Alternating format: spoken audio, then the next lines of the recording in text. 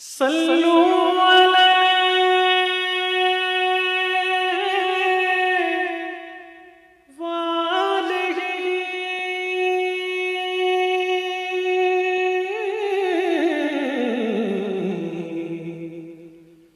صلوا علیہ وآلہ۔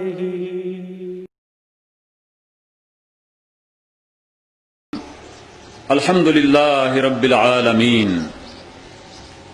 الرحمن الرحیم مالک یوم الدین ایاک نعبد و ایاک نستعین اہدنا الصراط المستقیم صراط الذین انعمت علیہم غیر المغضوب علیہم ولا الضالین آمین۔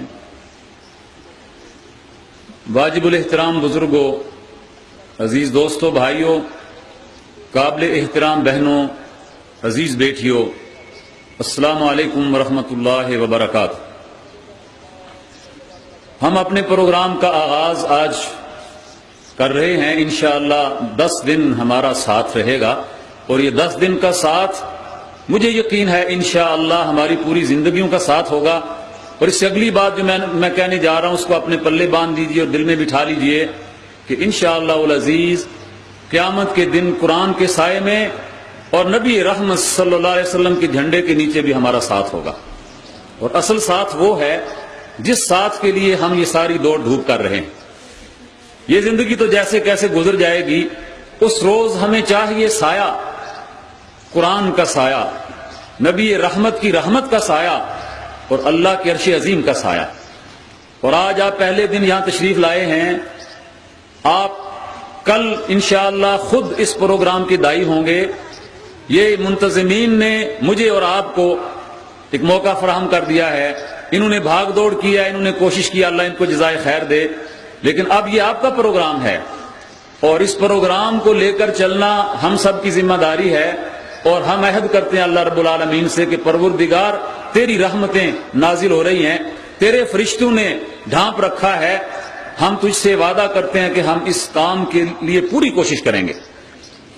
میں بعض اوقات سوچتا ہوں کہ نبی اکرم صلی اللہ علیہ وسلم کے احکام، آپ کے ارشادات و فرمودات، ان پر ظاہری نظر سے آدمی سوچے تو کہہ سکتے ہیں میں کیا کر سکتا ہوں، لیکن ہاں حضور صلی اللہ علیہ وسلم کا ہر حکم ایسا ہے کہ ہر امتی کچھ کر سکتا ہے۔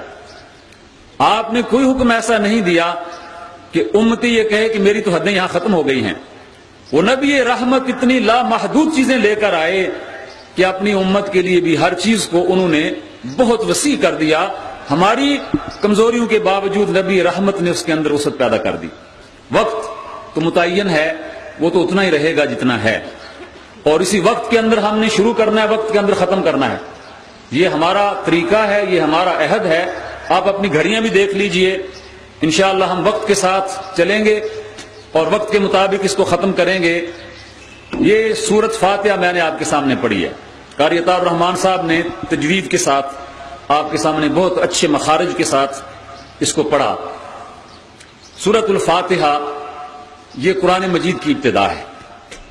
بعض مفسرین نے یہ کہا کہ سورۃ الفاتحہ قرآن کا متن ہے، باقی 30 پارے اس کی تشریح ہیں۔ سورۃ الفاتحہ دعا ہے، پورا قرآن اس کا جواب ہے۔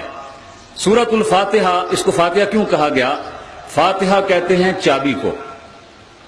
کسی بھی عمارت کے اندر داخل ہونے کے لیے جو قیمتی عمارتیں ہوتی ہیں، قیمتی سرمایہ ہوتا ہے، کھلا نہیں اس طرح سے ہوتا کہ آدمی جو بھی چاہے ڈاکو اس کے اندر داخل ہو جائے۔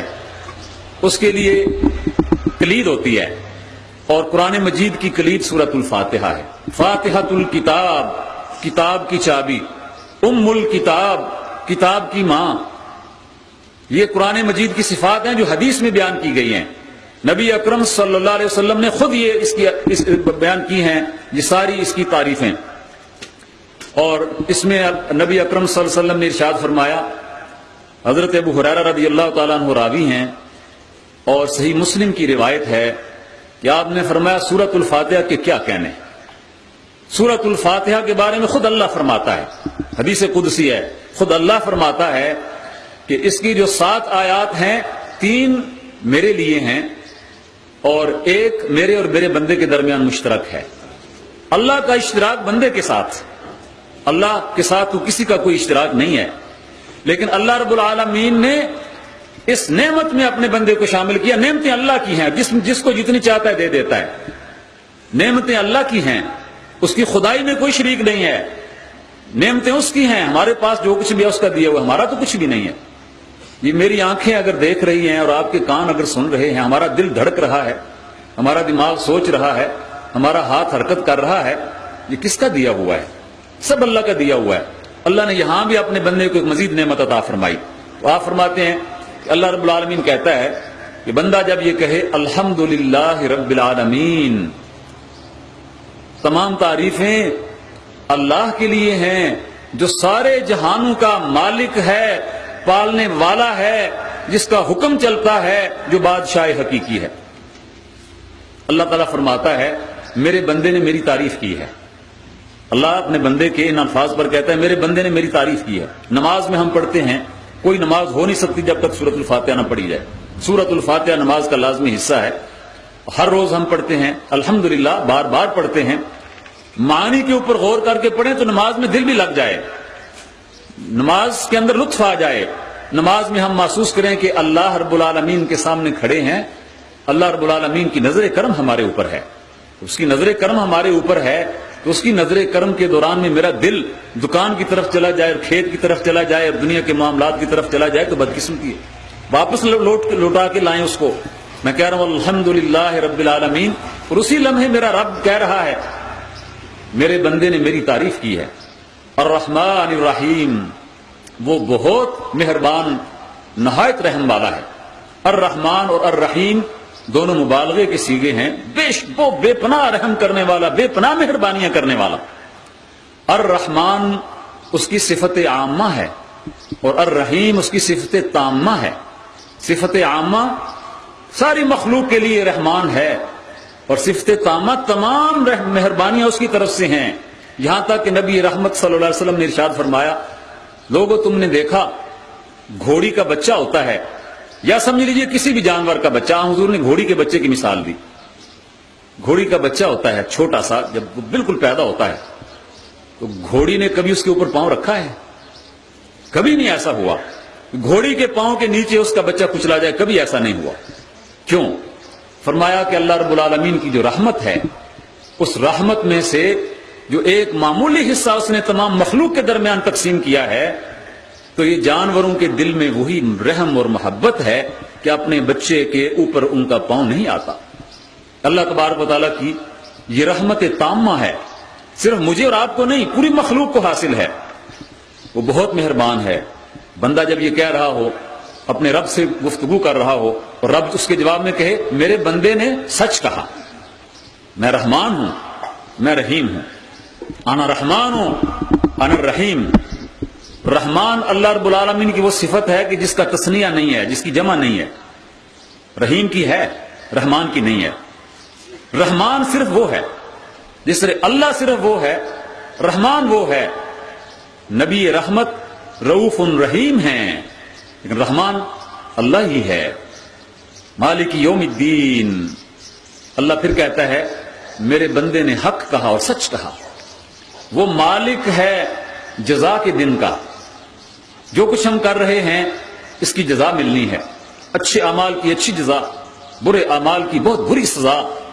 کوئی کام ہمارا، کوئی حرکت ہماری ہوا میں تحلیل نہیں ہو جاتی، سب کچھ لکھ لیا جاتا ہے اور ایک دن ہمارے سامنے پیش کیا جائے گا۔ ما یلفظ من قول الا لدیہ رقیب عتید، کوئی زبان سے لفظ نکالنے والا لفظ جو ہی نکالتا ہے لکھنے والا فوراً اس کو لکھ لیتا ہے وہ لکھنے والا، نظر نہیں آتا مجھے، لیکن اللہ رب العالمین نے اور اللہ کے نبی صلی اللہ علیہ وسلم نے واضح طور پر بتا دیا وہ تمہارے ساتھ ہے۔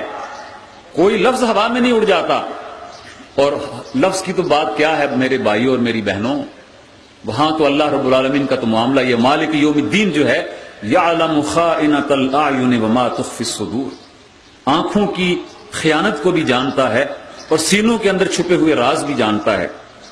اس اللہ رب العالمین کے بارے میں ہم کہہ رہے ہیں مالک یوم الدین، وہ مالک ہے یوم جزا کا، قیامت کے دن کا۔ ایاک نعبد و ایاک نستعین، چوتھی آیت۔ اللہ فرماتا ہے یہ میرے اور میرے بندے کے درمیان ہے۔ میرے اور میرے بندے کے درمیان کیا ہے؟ میرے بندے نے اپنی طرف سے اپنی بندگی کا اظہار کیا، ایاک نعبد، تیرے سوا کسی کی عبادت نہیں کرتے، تیرے سوا کسی کے سامنے سر نہیں جھکاتے۔ اور پھر اس نے مجھ سے یہ کہا تجھے سے مدد مانگتے ہیں تو میرے بندے نے جو مانگا میں اس کو دوں گا۔